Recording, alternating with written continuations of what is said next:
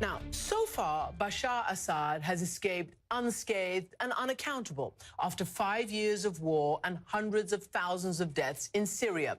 But now he's being sued on war crimes charges in the death of one reporter, Marie Colvin. She was killed covering the siege of Homs near Damascus in 2012.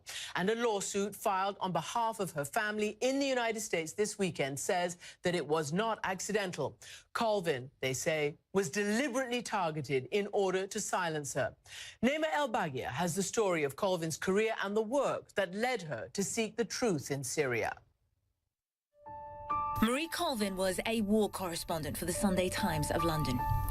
Her life was spent bearing witness, working in conflict zones from Chechnya and Kosovo to Baghdad and Sri Lanka, where she lost an eye in a grenade blast.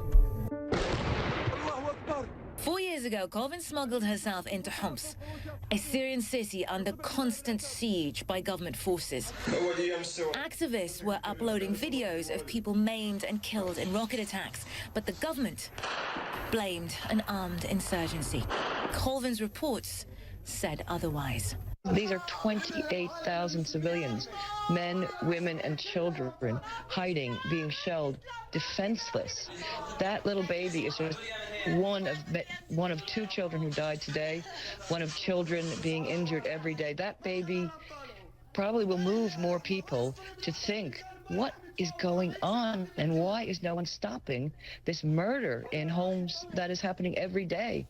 Hours after this CNN interview, shells hit her hideout, a media center run by activists, and she was killed, along with a French photographer, Remy Ochlik. Now, a lawsuit claims she was targeted deliberately. Her location, seen here after the attack, given away by her satellite broadcast signal and an informant. The suit filed by her family alleges shells were dropped at the direction of senior military officers in Bashar al-Assad's regime. Silencing journalists was central to the Assad regime's strategy to crush political opposition, it says. The Syrian government denies the claim. Naima El-Baghia, CNN, London.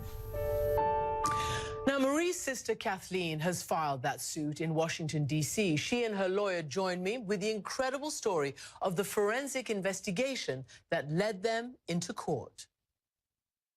Kat Colvin and Scott Gilmore, welcome to the program. Thank you. Thank you for having us. Kat, let me ask you first, as Marie's sister, and you've been working on her legacy and on this important matter for so long. How does it feel to have finally, laid down an indictment, to have tried at least to bring what you believe the perpetrators to justice? How does this moment feel? I'm just so appreciative that I'm in a unique position to be able to do something. It just didn't feel right to let her killers go unaccountable and not to have to answer for their crimes. It just absolutely disgusts me that she could be targeted so ruthlessly and have nothing happen. So I'm really proud to be able to bring this case. And before I turn to Scott for the legal details, what point was it? At what point when you thought, hang on, this wasn't a terrible accident and she wasn't just caught in the crossfire of war, that there was something more deliberate about it, Kat? Really, it felt right from the beginning like it had to be deliberate. The coincidence of her reporting out of Homs just the night before she was killed was too much of a coincidence.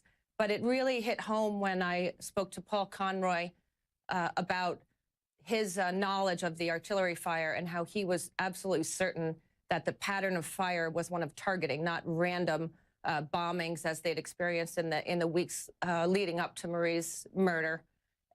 So I really felt from the outset that it was deliberate. Mm-hmm.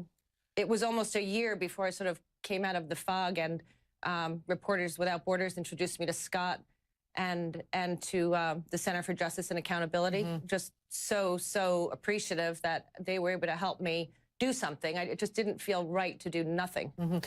Scott, you are the legal brains behind this. And of course, we have the video of that very, very moving last testimony that Marie made from Homs. She was talking to Anderson on CNN. She was talking about a young boy who was, dying before her eyes. And she was saying it's a lie what the Syrians claim just to be targeting military and other sort of war-like targets.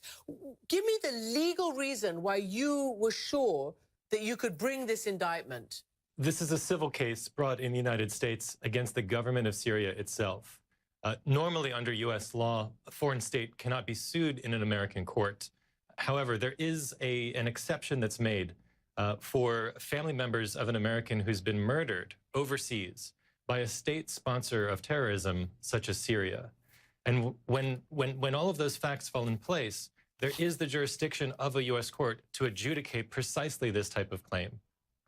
We have here Exhibit A. It's part of the materials that you have, and I believe you're sharing with the media. And one of it is a document written in Arabic and translated, and it is to the Ba'ath Party, and it is about, orders to arrest and to stop, what they call terrorists and people acting against the regime. How important, and again, this is 2012, at the beginning of the war in Syria, just about. How important is this note and why? This note really was of crucial importance for a number of reasons. First of all, while the note indicates its instructions distributed to intelligence agencies throughout Syria to arrest, indeed to cleanse areas of these types of targets, while they might be characterized as terrorists, what they actually target are people merely demonstrating, people who are, quote, tarnishing the image of Syria in the foreign media. What it means is that the state, through these instructions, identified as enemies of the state people who were merely gathering news and broadcasting it to the world. And as a result of these instructions, these were formulated at the highest level of the government through what's called the Central Crisis Management Cell. This was an interagency body that was created to oversee the entire crackdown on the demonstrations in 2011. So Scott, presumably, legally, you're trying to establish a chain of command all the way up to President Assad. And in your indictments, you talk about Assad's son as being part of this conspiracy. You talk about intelligence chiefs, military chiefs. So that's what you're trying to do, right? Establish a chain of command? That's exactly right. The focus of our investigation was not just to reconstruct the hours and days leading up to the attack on February 22nd, 2012 that killed Marie, but also to reconstruct the broader pattern of attacks on journalists indicated by pieces of evidence such as that memo that you saw. And the purpose of all this is to show how it links up to the command structure that was in place, that went up to the highest levels of the government, senior cabinet level decisions to target media workers in Syria. Kat, let me turn to you a second, because one of the things that I found really extraordinary was Paul Conroy's description as a former military himself of the targeting, the bracketing. And many of us who've been in war zones know exactly what that's like, the mortar that is constantly hit further and further towards a target. That was fascinating, but equally fascinating that there may have been a female informant that basically snitched on Marie and on that so-called journalist safe house in Baba Amma, I suppose, in Homs. Tell me about that. How sure are you about the female informant? You know, you hit on one of the most horrifying pieces of evidence that Scott shared with me, and I actually remember that moment because Marie was such a supporter of women and a protector of women. She was very sensitive to the suffering of women and other civilians in war zones, a huge feminist. And to have a woman betray her that way was difficult to hear. I remember when Scott told me, was driving, and he said, you should pull over for this bit, that a woman was lurking outside the media center to visually target and identify Marie and confirm the coordinates where they would be killing her the next day was a chilling piece of evidence to hear, and one that really hit me very hard. And related to that, the death squad leader who she reported to was given a car as a reward for killing my sister. So that very had a personal impact on me.